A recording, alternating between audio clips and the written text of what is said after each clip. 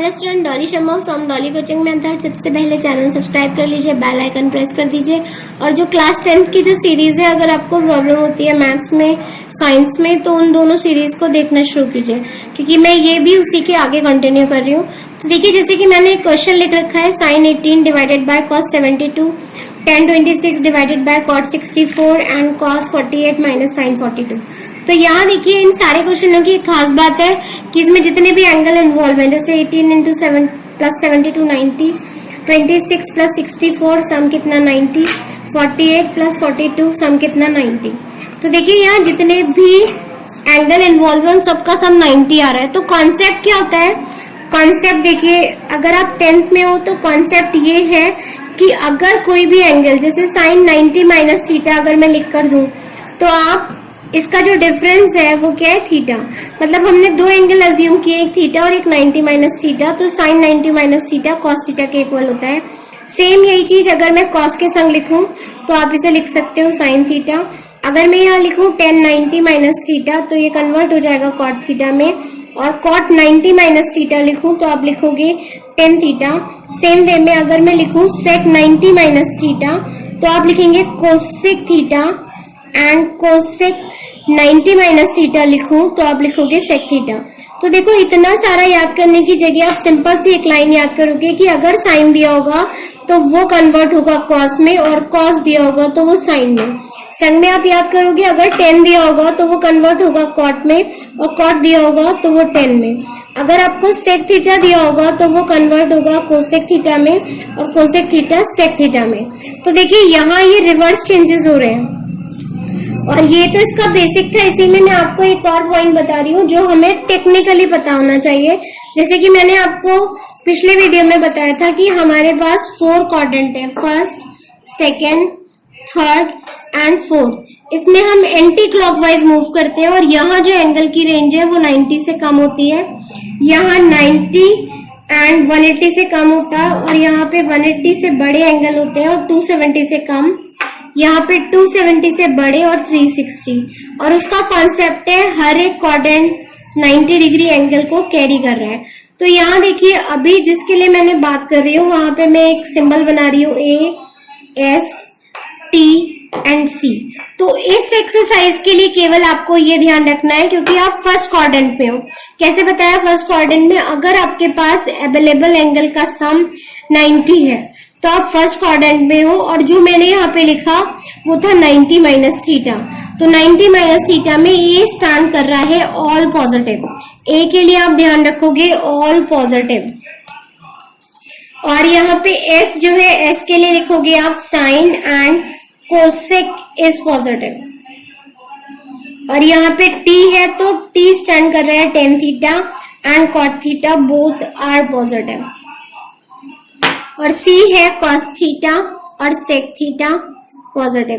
तो देखिए, इसे याद करने के लिए एक सिंपल सा सेंटेंस याद रख सकते हो आप, add sugar to coffee, add sugar to coffee.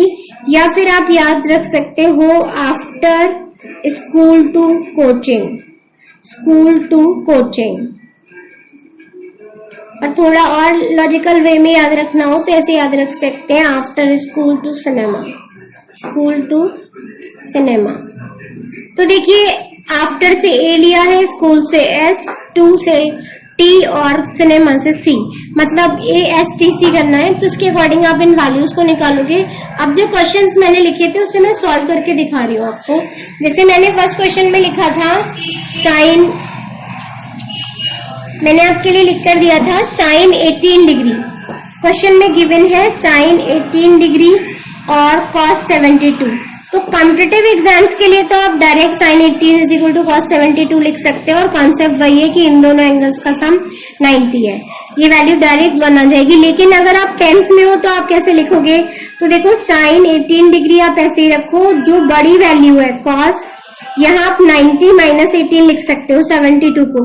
अब जिसको ये भी समझना है वो ये देखो, जो ऊपर वैल्यू दे रखी है उसी को आप 90 में से माइनस करना। और अभी मैंने आपको बताया cos 90 माइनस थीटा क्या होता है? Sine theta.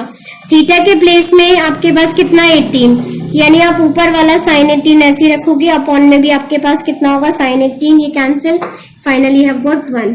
ऐसे देखो एक और क्वेश्चन है जिसमें लिखा है tan 26 और अपॉन में है cot 64।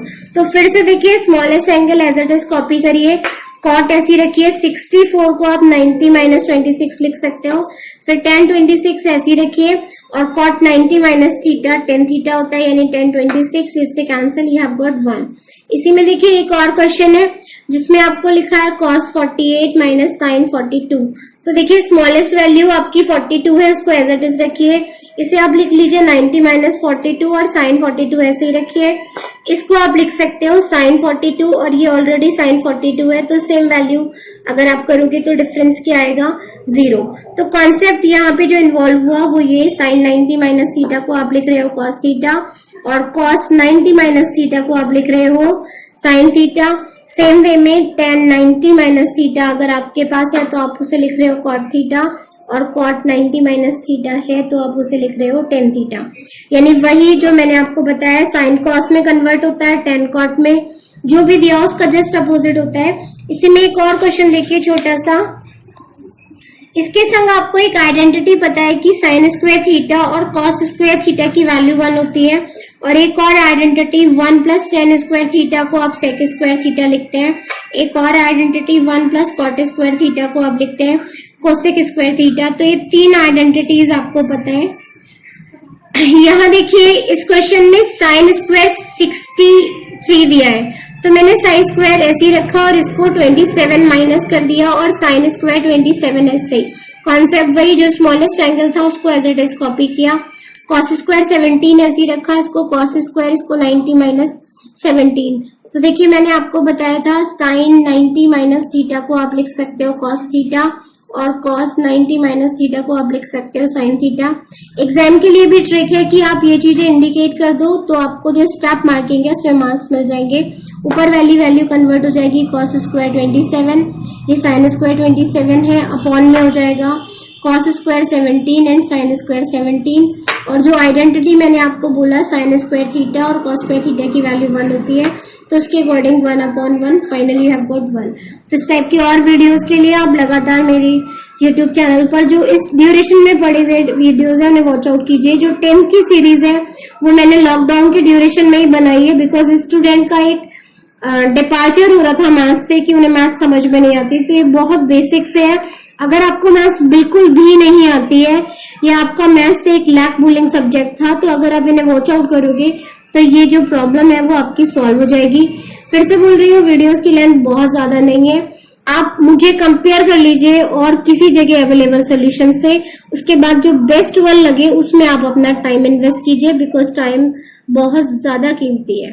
थैंक यू, शुक्रिया, जय हिंद।